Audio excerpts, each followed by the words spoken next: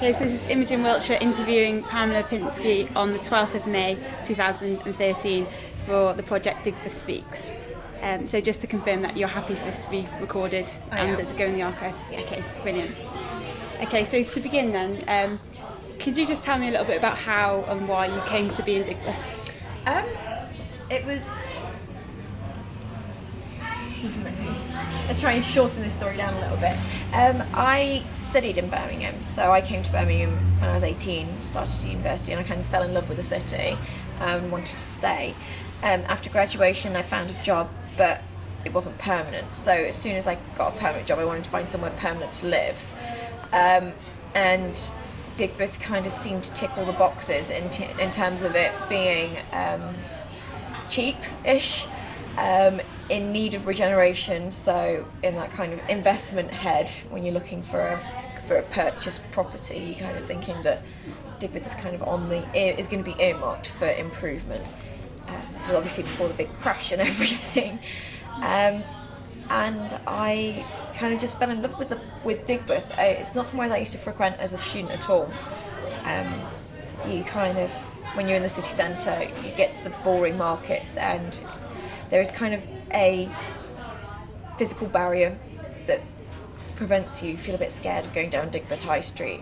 I've recently found out that actually there's a geographical fault line that runs there, so there's actually a physical reason why you don't want to cross into Digbeth and why people are scared of it. So it was just basically, I found a flat that I fell in love with and wanted to live here. So, and the loving and the finding out more about Digbeth happened afterwards. And when was that? What year? That was 2009. And have you lived in Digbeth since? Yes, so it's been 4 years now. Okay. And what were your first impressions of the area then? I kind of saw it as the dirty side of Birmingham, and I do just still describe it as that way, but I quite like it that way. It's industrial, and that's very visible. The post-industrial, even, that you have old factories that perhaps are not being used anymore. But the thing that I liked about it is the creative industries, the custard factory, live music venues. That's one of my passions, and I really like the street art. I mean, I call it street art because there's a difference between graffiti and street art. This is not just tagging mindless stuff. A lot of it is organised. There's a lot of, there's a supplier in the custard factory of spray paints and stuff, and he helps organise kind of mass paintings of boardings and walls and things like that too.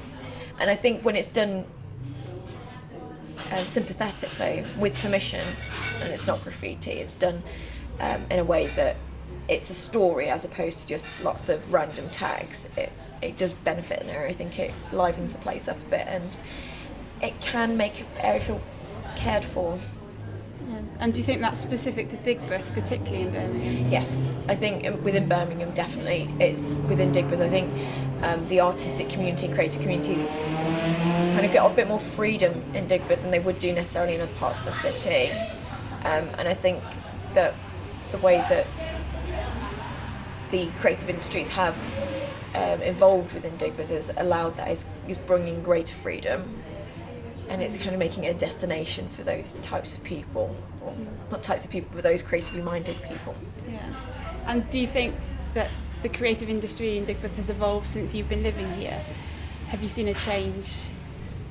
Evolved, or development? I think development probably better than evolution, because as with everything, there's always things that die and then things that come back, and some things that, like Phoenix, that are rose from the ashes, and of something like one venture that dies down, and then a person or people from that then start off their own new project.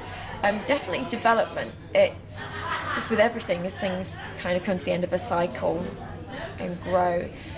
I'm not sure if it's grown that much, because there's lots of things that die off. But yeah, I think there has been a change. I think it was very recently, Digbeth was described as like the Shoreditch of Birmingham, which I think has benefited a little bit, somewhat. It kind of helps put a recognisable name onto the part of the city. And so Shoreditch has become one of those adjectives, even though it's not really. So yeah. So I wondered if you could tell me a little bit about kind of activities that you're involved with personally in Digbeth. Sure. When I first moved to Digbeth, I wasn't really involved in much at all, except for going to the pubs and sampling the live music culture. I like to call it culture. But after about a year of living here, I used to look out my window and get frustrated, just thinking, oh, there's all this rubbish all over the floor, why is nobody doing anything about it? And I've never been one of those people to complain without actually pulling my finger out and doing something about it. So it all kind of happened by accident. There was going to be a public consultation about development plans happening in Digbeth by the Birmingham City Council, and I wasn't able to make it. I was going to be out of the country.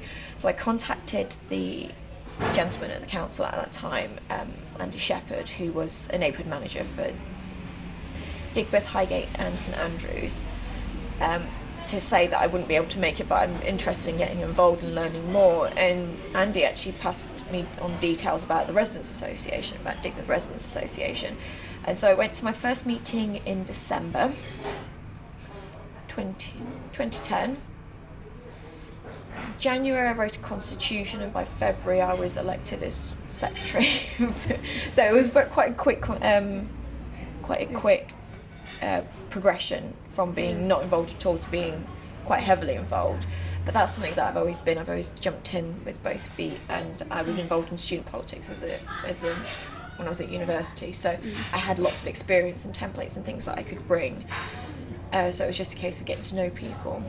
But that's something I've been involved in since 2011. Okay. February. So the Resident Association was already formed? It was a traditional residents association in terms of, let's get the police here and let's moan about what's bad. And when I joined under leadership of Val Woodward, who is still a resident in Digbeth but no longer chairperson of the Residents Association, it became apparent that the number of residents within the area is quite small, and to affect change we need to work in partnership with local businesses as opposed to against them, which is the traditional sense of resident associations being all kind of, I hate to say it, but like church halls and that kind of village mentality of, no, we don't like any change, whereas we were actually quite positive about change. And I think it's, as some people have described it, as quite a revolutionary approach in terms of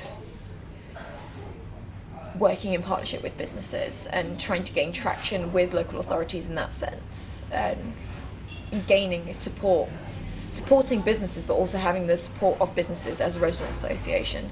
So it's been quite good. We have a varied remit in terms of representation. We don't really represent residents in that sense. It's not like in a legal sense or anything like that, but we do feel that we represent the views of residents in terms of development and things like that are happening. But our main priorities are to create a sense of belonging and foster a sense of community spirit within Digbeth. It's quite a transient place to live. A lot of people that live here will either rent, and it's quite young urban professionals, mainly in the main. So people will live for a short period of time, and then once they want to, say for example, start a family, etc., they'll move out of the city into the suburbs. So it's always been one of those places where people don't actually live for a long, extended period of time. But actually, we found that there are a few people that do live here for a long time and have been living here for a while and do want to see change. But you need to kind of group, and there's strength in numbers. And there's lots of really fantastic and amazing people that live here. And that's the one thing that's the main benefit of me joining in, is I get to meet lots of people that I call friends now, as opposed to just acquaintances or colleagues or anything like that. Yeah. And you mentioned something about implementing changes. What kind of changes do you mean by that? The main thing is trying to get rid of the sense of apathy. When you go into a lift in one of your developments, a lot of people say that it's the normal behaviour to look down at the floor, not make eye contact, don't talk to anybody, whereas actually you want to be a friendly face, say smile, hi, say hello, find out about your neighbours, learn a bit more about who they are. Because there's lots of really interesting people living here, and I think working together with those people we can kind of benefit Digbeth, change it in a positive way, as opposed to changing it in a physical way, change it in more of an emotional way, for want of a better word. Try to make it more welcoming and not an industrial barren landscape, but actually somewhere that there is a barren landscape, yes, but it's not barren, it's not void of people, it's not void of emotions and people that are friendly and want to help and join in. So I wonder if you could tell me a little bit about the community-based events that you've organised in Digbeth. Okay, we tend to organise events in two different strands.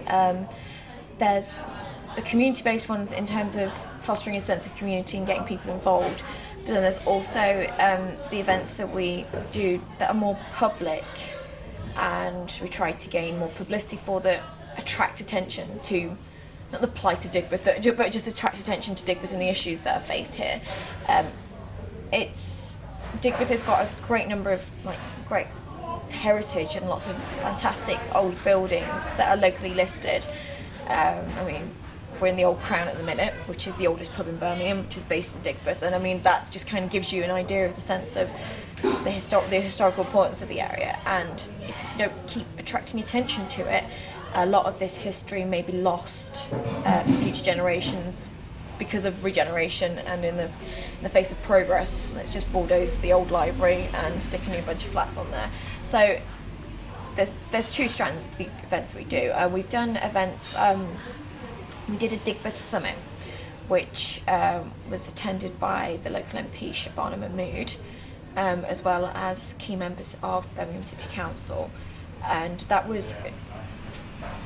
We kind of split the event into 5 different areas. I'm not going to remember them all off the top of my head, but it was more about transport and connectivity, about rubbishing Digbeth, about heritage, and all these different businesses and things like that. So that was quite well attended. We had about 100 people come to that and got publicity within local media, local newspapers.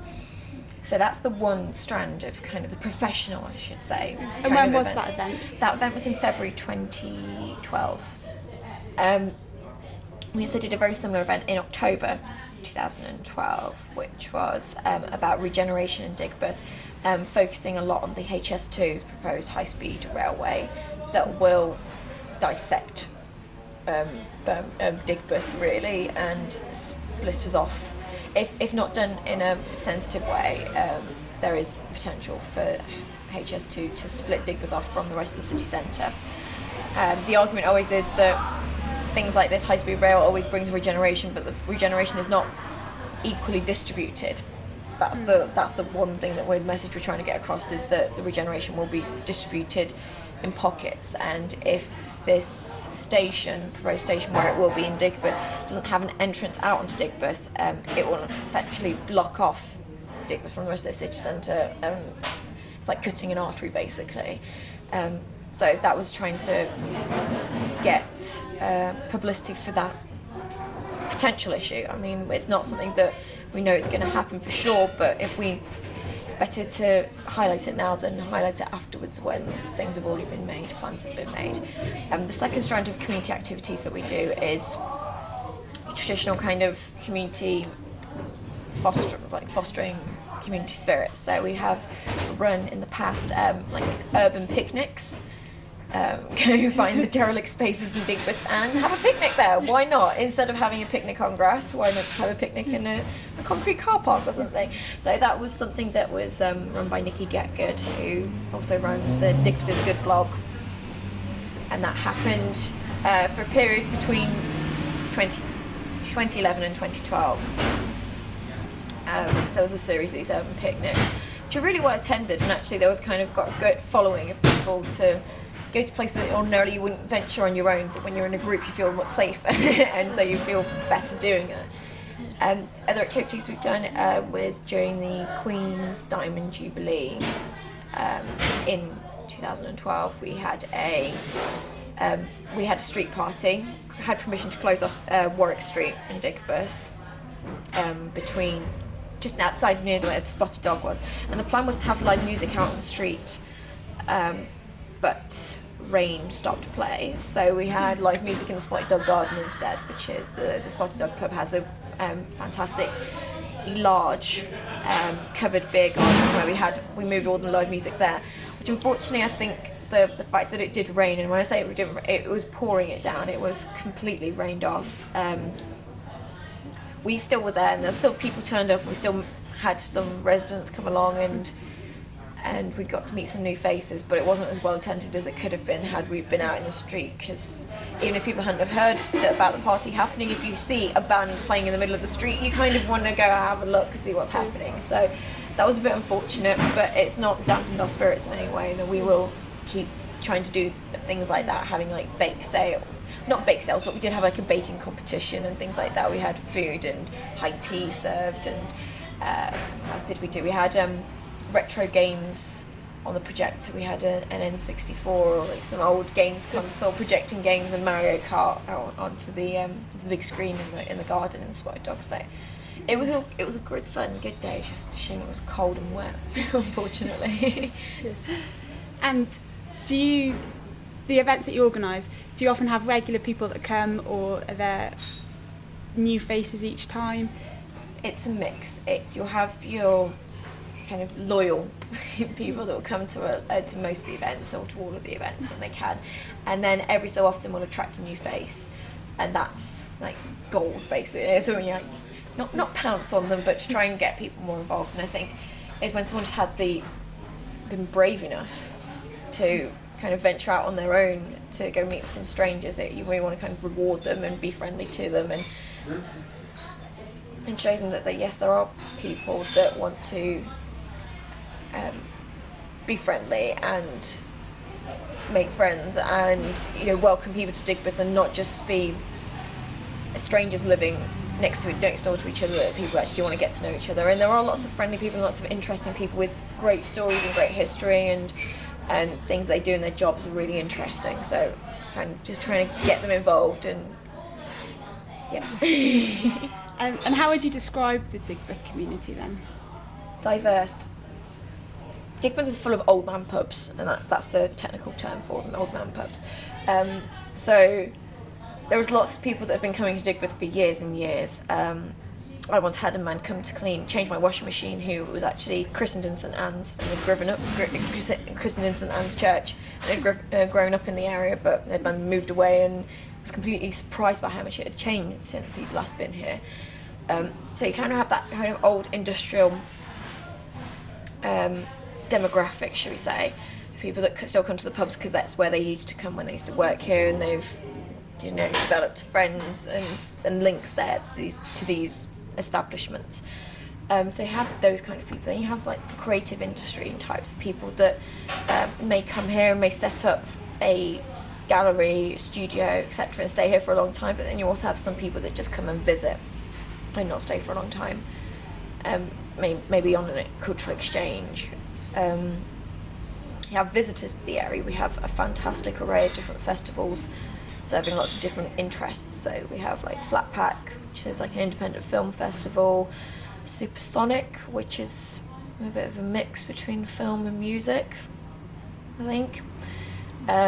Espirito Brum, which was like great for the city, for Birmingham.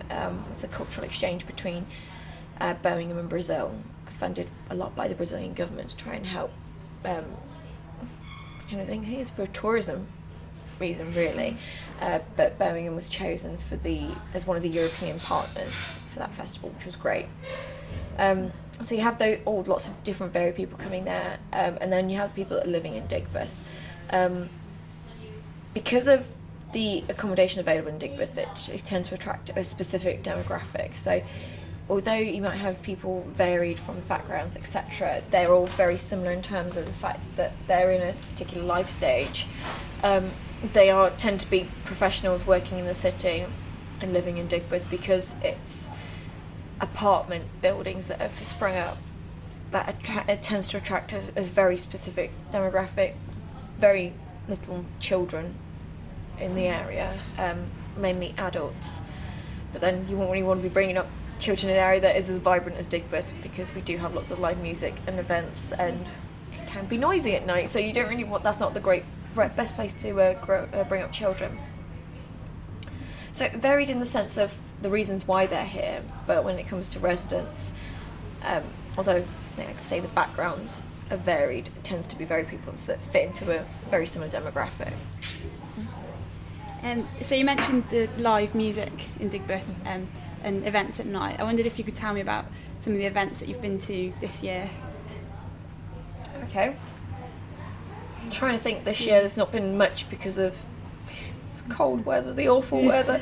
But I tend to go to pubs that have live music. So like the Adam and Eve and the Moseley Arms both have live music at a weekend. And sometimes midweek as well. So if I have bands that I know that are playing, I'll go there, or friends' bands. There's also the Spotted Dog. It has lots of live music. It has jazz every Tuesday, which attracts a huge number of people. I mean, it's one of those kind of niche music areas that doesn't always get served well by the rest of the city. So it attracts a lot of people, particularly because they've got the garden and they have so much space in the Spotted Dog. They can have big bands. Other things that tend to be, I mean, I've been to gigs in the past at the HMV Institute as well, which was the Digbeth Institute in the past. I think it's losing the HMV name soon, and it's just becoming part of the MAMA group, MAMA. So there have been some live music events. I'm trying to think of anything this year, not really much because the weather's been terrible and there's not really been much of note. There was back last year, I'm trying to think what time, I think it might have been August 2012-ish. There's a band, what are they called? Playing hillbilly kind of rock and roll from like the 50s, and that attracted a huge number of people. That was at the Spotted Dog in the garden. They had a dance troupe, and it was all very vintage 50s themed. That was pretty fantastic. So, yeah. And I wanted to ask you about the Digbeth is Good blog. I wonder if you could tell me a little bit about that. That's kind of how I got involved in Digbeth to start off with, really. Before joining the Residents Association. After my first meeting, I met Nikki Getgood, who was running the Digbeth is Good blog. And she was living in Digbeth as well at the time. And because of my profession and what I do, I've worked on websites before in my career, and I work in marketing, so she saw it was a great opportunity to find somebody else to write for the blog for the website, because it takes a lot of time to maintain a website like that when you're doing it on your own, as I am now. So I can kind of feel for how Nikki was feeling back at the time, because I know I'm in the same situation as I am now, as her now. It takes up a lot of time, so to find somebody else who was willing to write for the area and different perspectives was great for Nikki, I suppose, and it was great for me to kind of get to know a bit more about the space and what to do and what's available in Digbeth. I think that's there's one term that's used quite a lot to describe Digbeth, and that's behind closed doors, or everything's hidden. That you do walk through the streets and you think that there's nothing here, it's all dead, but actually behind the closed doors there's a hive of activity happening. And doing the blog and getting to know people through that has been a great way to find out what's happening and make contacts with really interesting people. So I kind of got involved in the Digbeth is Good blog, doing it alongside Nikki and some other people. Nikki moved away from Digbeth in 2012 to Cardiff, her family, Star family, and to be close to her own family. And that's kind of when I started taking over Digbeth is Good on a more permanent basis and on a more full-time basis, shall we say. I'm the main contributor. I contribute about 98%, if not more, to what's on the website. But I really enjoy it. It's a great way, like I say, of meeting people, finding out what's happening in the area. You get to know things first because you're seen as a bit of like the press in a certain way. Bloggers have now, it is an accepted form of journalism. For a long time it wasn't, it was kind of seen as not, but actually bloggers now can get just as much publicity for their blogs as mainstream media can. So it's been great to get to know people and find out what's happening. It's a great local resource, I think, for people that don't come to Digbeth often, but they can have a look through the website, see what's happening, what's going on. And that's what they are doing. Recently we had to move to a new server because we were borrowing server space from Pete Ashton, who used to work in Digbeth. He's worked for the Custard Factory and actually established the website, but didn't really, he just run the back end stuff, but didn't really kind of run the website as the voice of Digbeth. We were borrowing his server space, and now we had to have our own because we've got over 13,000 unique visitors per month, which is a huge amount when you think about it. People, for how tiny Digbeth is in the grand scheme of things, geographically speaking, that's a huge volume of visitors, so that's great. Again, it's something that I enjoy doing the website stuff. It's something I've done in the past for work, and I've been lucky enough to be interviewed by the BBC and things like that because of the website. So it's been great for me personally as well. Not that I'm making any more money out of it or anything like that. I think the key thing with Digbeth is good. Other blogs, once they develop a following, will then start having advertising space, selling advertising space, and that's how you can monetize your content and make it more sustainable. But that's never really fitted in with the ethos of Digbeth is good. It's more of a non-biased, uncommercialised and kind of independent view of Digbeth and of what happens in the area, and I think that's the way it should remain. It should be that it's driven by people who are passionate about the area as opposed to people who want to make a quick buck. So yeah, it's difficult in that sense to try and attract people to write for the blog, so I am basically doing it all myself at the minute, but I'm always on the lookout for people to help, so if anyone's listening and wants to write, get in touch. Just to go back to something that I thought was quite interesting, you said about Digbeth is described as being behind the scenes or secret. Yeah. Why do you think it has this perception, or why do you think it's seen in that way? Because of the nature of the buildings and the built environment. It's a very industrial area, and workshops, etc. have always been behind closed doors, health and safety reasons, etc. And people find these amazing spaces and keep them as the way they are because that's the way it's always been. It's been closed off. For example, I think a great example of a closed off space that is actually a public space you can actually go into is Faisley Studios on the corner of Faisley Street and Floodgate Street, which used to be Presbyterian church of some sort. It has stained glass windows, it has the vaulted kind of church ceilings. It's no longer a church. They do still do civil wedding ceremonies there, I think, but it's one of those venues that when you step into it, because it feels like you shouldn't be going in there, there's like out of a big wooden doorway, there's a small door that you kind of have to step over a lip into, if that makes sense. I'm not sure if I'm making any sense here, to kind of walk into the building, and when you do, it feels like someone said it feels like you're going to like a hotel in Morocco, where you kind of go off the hustle and bustle of the streets and you find this odyssey, this kind of hideaway, something completely, and it is white or completely white interior, so it really is quite striking, the stained glass windows, and it just kind of hits you, and you feel like you stumbled upon like an oasis. There's something that's hidden away.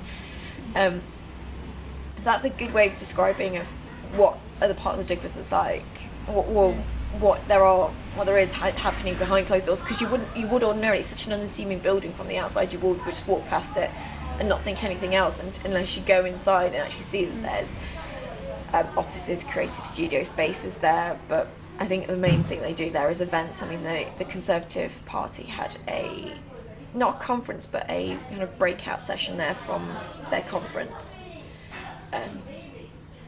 when they were in Birmingham in 2012. So it has had famous people in that building, but you wouldn't know about it. It is really hidden.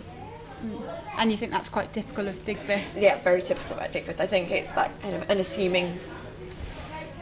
Yeah, it's that kind of, not the ugly sister, but a little bit of the ugly sister of Birmingham.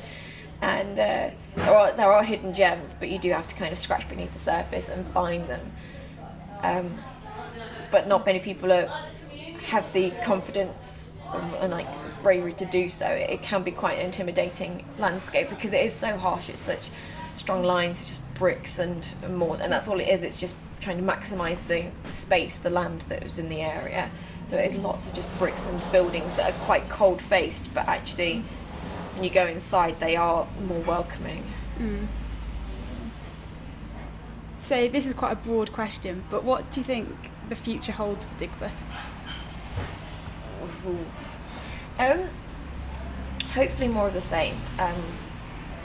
One thing that kind of the opinion of the Residents Association, and my personal opinion as well, is that we'd like to see Digbeth develop more. There are so many derelict spaces, so many unused spaces, which just could be put to so much better use. There's what was going to be a Connaught Square development, which is opposite the coach station, Digbeth coach station. So corners, Digbeth High Street, Ray Street, and Bradford Street, and then Stone Yard. It's a huge landmass, massive landmass, and it's not being used for anything at the minute. It's just a pile of bricks. There was demolition happened, and then the funds to build there were never raised. So it's been like that since I've been here, and that's 4 or 5 years now. And it's just such a shame because it could be put to so much better use, like a park or something like that. Even if it's not making any money, at least it'd be being used and not hidden behind some hoardings. What I'd like to see is more residential, because that seems to be where most cities are going in now, lots of urban living, city living. Kind of New York, those kind of cities have kind of started a trend, and lots of people want to live in the city now. People are moving away from this whole suburban way of life. So hopefully more residential, but in keeping with the grain of Digbeth and what it looks like. Hopefully not huge changes physically to the buildings, because like I said, there's so many gorgeous old buildings, so much heritage in the area, that these buildings that could be reappropriated and put to better use, you could develop them into schools, like theatres, colleges, residential areas, anything like that, office space, restaurants, artist studios, galleries, cinemas, coffee shops even. So things like that would be great to put in the area. One thing that defines Digbeth, that keeps it very different from the rest of the city, is that there are no chains, absolutely zero chains. It's all independent businesses. I mean, there are recognisable names like Cost Cutter, but then again, that's a franchise and it's owned by a particular person, so they're just using the brand name. So it's not chained. I mean, I'm sure there's organisations like McDonald's that would kill for a spot on Digbeth High Street, particularly the business they could get at 4 a.m. on a Saturday morning after the nightclubs have kicked everybody out. But there's no one that's willing to give them that space, and that's a good thing, and that's something that needs to keep that strength within Digbeth, to try and make sure that we are different and unique in a way. And it is a sustainable business model. I mean, it's always been drummed into people that independent businesses die, whereas actually it can be sustainable. There's an example in Austin, Texas. They did a campaign a while ago called Keep Austin Weird, and the whole point of that is that it is quite unchained, it's quite independent, and it is a sustainable business model, because the money that you're ploughing into these businesses, if you're going to buy coffee from your neighbour, that money will get put back into the local economy, as opposed to going to line some fat cat's pockets somewhere on the other side of the world or in the Cayman Islands or whatever. So it's something that's something that I hope happens, that we have once there's more security and confidence in the market, that people will start lending, and people who have got great business ideas will be able to put them into action within Digbeth. I know of one person who's really looking forward to hopefully having a community bakery within Digbeth, which would be great. And again, like, these artisan bakeries are coming back into fashion. People are kind of rejecting modern plastic food, for want of a better word. It's just fast food that has been processed, etc. They're kind of rejecting that, wanting to go back to natural and things that where the bread used to be made, and I think that would be a great resource, community resource, local resource for Digbeth, and also again attract people to come into the area, like the flea markets and things like that. The vintage shopping does as well. It kind of becomes a destination. So that's something that I'd hope to see, that is development, but sensitive development that keeps with the grain of Digbeth, maintains its character, but kind of promotes it as a destination within Birmingham, as opposed to a destination to get out of Birmingham with the coach station and the great transport links that we have. People kind of do seem to see it as you go to Digbeth just to get out of Birmingham as opposed to stay here. So that's, fingers crossed, that's what will happen. And can I have one final question then? What does Digbeth mean to you? In a word, home. I've not been living here for that long compared to how long I've been alive, but it does feel like home. It feels very safe and warming and welcoming, and I've never felt at danger at all in Digbeth. I love where I live, I love my flat. Everyone who comes to visit me loves it, and it's something that I'd hope to call home for the foreseeable future until my situation changes significantly. Okay, thank you very much. And just to confirm that you're happy that this has been recorded and that it'll go into Birmingham Archives? Yes, I am. Okay, thank you very much.